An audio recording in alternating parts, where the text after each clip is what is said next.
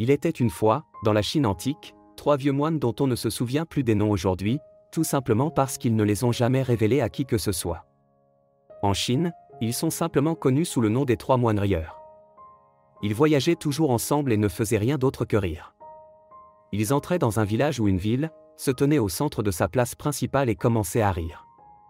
Lentement mais sûrement, les habitants et les passants ne pouvaient résister et devaient aussi commencer à rire, jusqu'à ce qu'une petite foule joyeuse se forme et que le rire se répande dans tout le village ou la ville.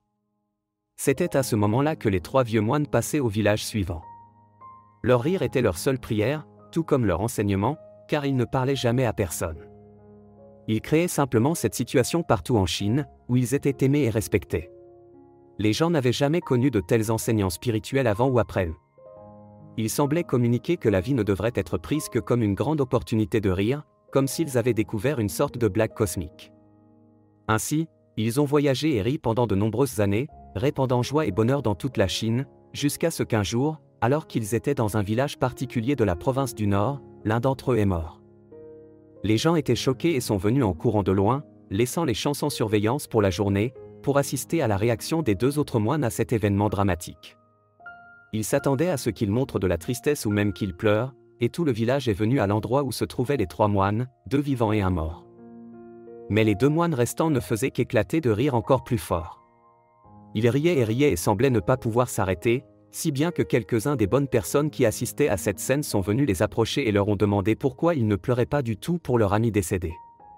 Pour une fois, les moines ont répondu, car hier, sur notre chemin vers votre village, il a proposé un pari sur lequel d'entre nous battra les 2 autres et mourra en premier, et maintenant il a gagné, le vieux coquin.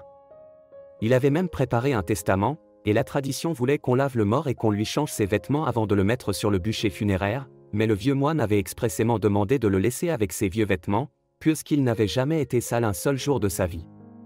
Par son rire, son testament affirmait qu'il n'avait jamais laissé la moindre saleté de ce monde l'atteindre. Le corps du vieil homme a été placé sur le bûcher avec les vêtements qu'il portait à son arrivée.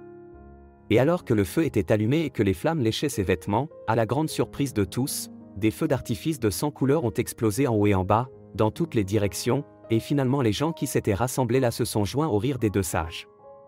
Vous voyez, dans la vie, peut-être que la seule raison pour laquelle nous sommes ici sur cette terre est de rire encore. Et de ne jamais cesser d'éprouver de la joie et du rire. Alors, la prochaine fois que vous êtes confronté à un problème, regardez-vous dans le miroir et riez simplement pour faire disparaître le problème, car votre joie est ce qui vous rend vivant. C'était une histoire de motivation. Merci de regarder et restez bénis.